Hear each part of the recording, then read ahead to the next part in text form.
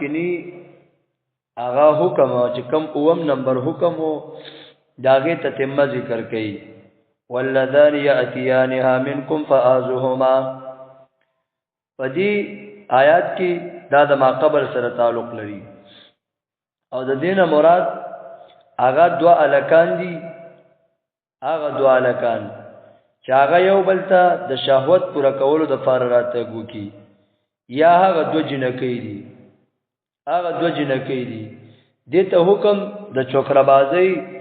د اغلام بازی او د جنس پرستی یا د هلاکوانی ویل کیږي او که چرته دو جنکی ناغه ته عربی کې صحاف ویل کیږي دواله کان د یو بل نشاوت پوره کی او دا بړواتو بو کی نو سزا ولا ور کوي او د حکم چې ده اغا قاضی ته او حاکم ته مفوض دی داغه خو غلا هغه د جرم ته وګوري او بیا د داغه موافق سزا ولا ور کوي که جرم غټو نو سزا د غټه ور کوي تر دې پوری چې دیوال دې پر او غرزي غر نه دی را ورغړی په اور کې دی اوسېږي خټه پر راګزار کی حدیثونو کې سزاګان مختلف راغلي دي مختلف چیرې هغه راغلي دي لکه حافظ امام نصفی رحمه الله تفسیر مدارک کې هغه ذکر کړی چې دا دلیل د ظاهر د امام ابو حنیفه رحمه الله په تعذير ورکولو کې په لوثیت کې هغه وی چې تعذير دې او حد پکې نشته لري لکه د مشکات پر روایت کې راځي او دا غنګي ترمذی شریف کې هم هغه روایت شته چې نبی علیہ الصلوۃ والسلام فرمایلی دي چې الله جل شانه با اونګوري هغه غالب نظر باندې او پوچت نظر هغه سړی ته چې هغه را تک کوي هغه سړی چې هغه را تک کوي بل الکتا او بل سړی ته یا خذتا د دبر د طرف نه او د شاده طرف نه هغه ته الله جل شانه اونګوري د قیامت پر ورځ باندې نو دې آیات کې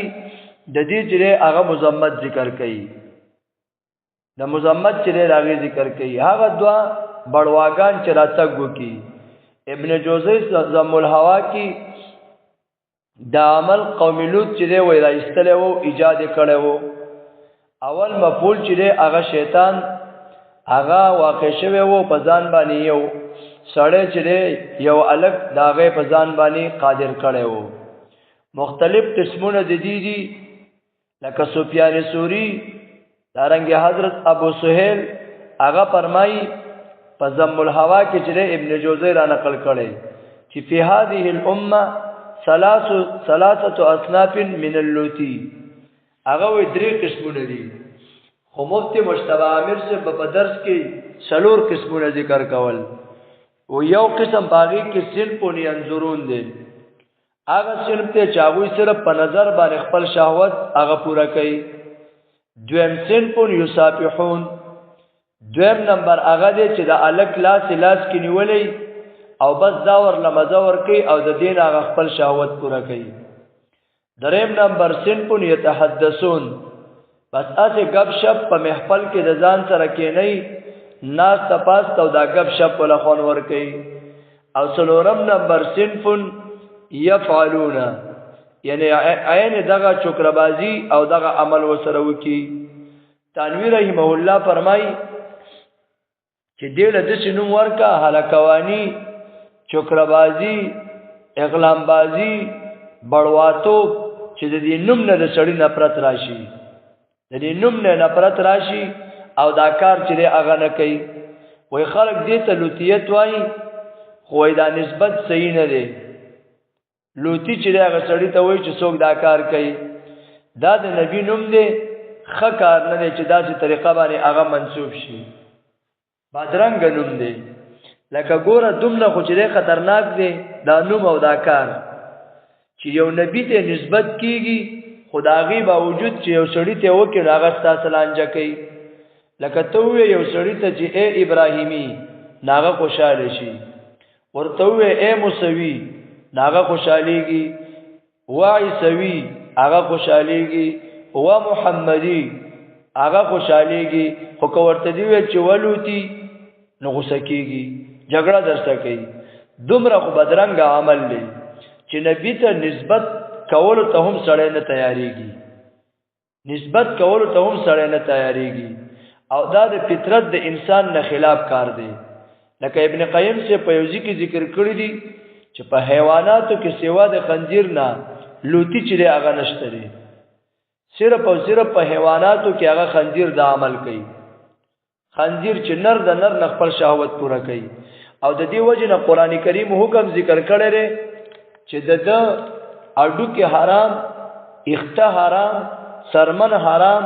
غوغه حرام یعنی خنزیر په مکمل توګه باندې چې هغه حرام دی وز د جنس پرستۍ لپاره چې او د هغه د آزادولو لپاره هغه چې جرم نه دا جرم نشمارل کېږي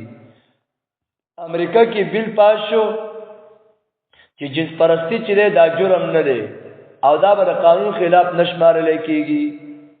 دا به چې د قانون خلاف نشمارل کېږي بیا دا ورنګ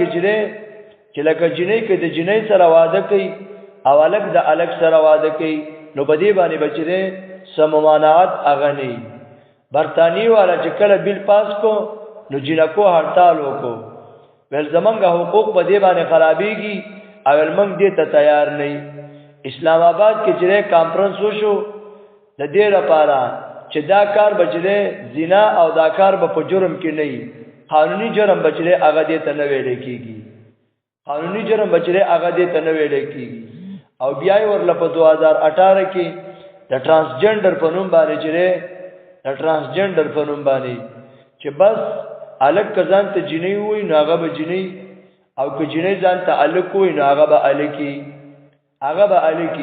هغه بیل ورته پاس کو د دې لپاره چې جنس پرستی سیوا شي دغه اغلام بازی او دغه چې د بړواتو داغه د سیوا کولو لپاره دا طریقې چې هغه شروع کړي او دا قانون ورته پاس کو انس رضی الله تعالی عنہ فرمایي چې نبی علیہ الصلوۃ والسلام فرمایلی دي چې د مالدار او د چودرینو چې د الکانو سره مکه نه ځکه چې د دیو چې کم الکان دي د داغي فتنه ډیره خطرناک ده د جنکونه د دې چې کم الکان دي داغي هغه فتنه ډیره خطرناک ده هغه چې د جنکونه ابو هريره رضی الله تعالی عنہ فرمایي چې د امرود الک چې هغه اختنی راغلی په مخ باندې داغه سره د ناس ته نمره کوله وای وفد د عبد القیس چې کله د نبی علی السلام خواته راغی نو پاغي کې اول کو چې داغه ګیره نه و نو نبی علیه السلام هغه ځان نشاته کیناو ورته زما مخه ته مکینا عمر رضی الله تعالی عنہ قول له وجزب عالم باندې د وګي شرمخ نه زیات خطرناک یریګما چې دا کله د الکانو په مجلس کې ناس یو داغوی سره صحبت کوي یعنی وګي شرمخ په دومره نقصان او تکلیف ونه کی لکه څومره چې یو کس هغه جره داغه الکانو سناسي چې داغوی ګیره نه عبدالعزیز ابن ابي صاحب وای زما پلار ما ته وصیت کړو چې بچیا زګوره په عابد په یو نیک عالم او په یو پوهه سړی باندې دومره چې هغه زیات ایریګما د دین زیات ایریګما چې اویا باکری بغیر واده جنکې د سره ناشتي د دین زیات ایریګما چې هغه د والک سره کینی او هغه الګ ګرنی ابن عمر رضی الله تعالی عنہ په مجلس کې ناسو بیګری الک رااله نو ابن عمر دا غزینه پاسه دولاړې دا غزینه چې واپس رااله صحابه کرامو ته تاسو کو هغه ورته نبی علیہ الصلوۃ والسلام دا ذکر کړو سمعت رسول الله صلی الله علیه وسلم یقول النظر الیه حرام والکلام معه حرام والمجالستهم حرام د دې کسانو سره د دې الکانو سره ناس تکول هغه دې کسانو ته قتل هغه حرام دي خبر ور سره کول حرام دي په مجلس کې ناستل ور سره حرام دي ځکه چې اصل مبدا هغه نظر دی هغه چې نظر دی وكل الحوادث مبدأها من النظر ومعظم النار من مستعظم الشرر و د هر یو حوادثو او دارنګ ته پلیتي او د فحاشي او د غریاني ابتدا چکیږي دا د نظر نه کیږي ولی ویلک زکا چې غټ اور او لمبي چي هغه د وړو کې کڼ کې نه لګولې کیږي لکه څنګه چې کڼ کې وړو کې او داغه نډیر چیرې تخریب وشي ډیر تخریب وشي ارث چیرې غوسوځي او علاقه او دارنګ حیوانات ځنګلونه وروالي دغه شان نظر چیرې د دینه هم هغه ډیر سخت خطرناک چیرې هغه دی فروزۃ المحبین کې روایت را نقل کړي دي که یو سړی د عشق په باب کې ورشي او داغه عشقي چیرې حرکات داغه نه وشي نو وېدا دې بل ته تذکرہ نه کوي داغه نه مخ کې مخ کې توبه وباسي الله به ماب کې جنت ته ولېږي کني نو د دې سزا ډیره خطرناک ده وای من عشق وکتم وعفا وصبر غفر الله له وادخله الجنه چا چې عشق کو هغه پټ کو او هغه وضاحت چې چاته ونه کو او صبر وکاو د الله نه معافي وغوښتله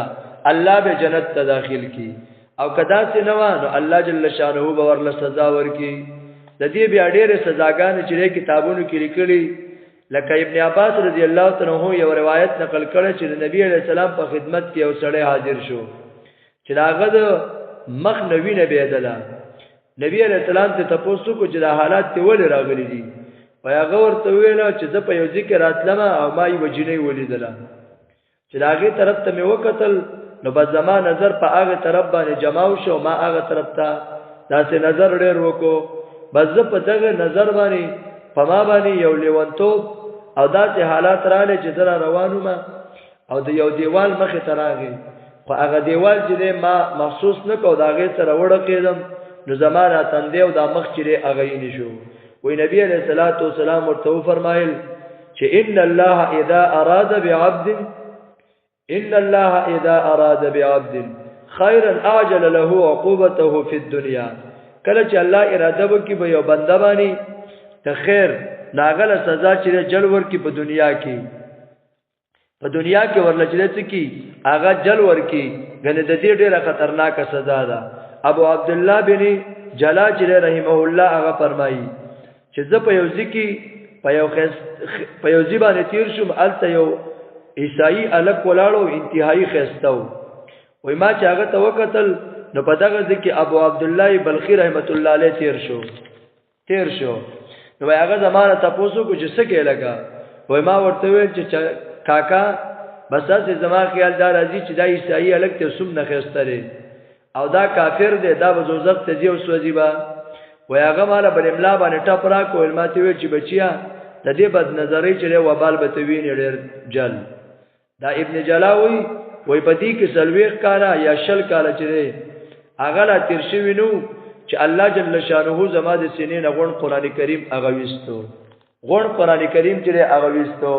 دا بیماری چې هغه نن سبا انتهایی عامله او دارنګ چې په ډېر جوش او خروش باندې دا زکه چې دیتا اغلام بازی او دارنګ بڑواتوب هلاکوانی چې ترې هغه ذکر کړی دا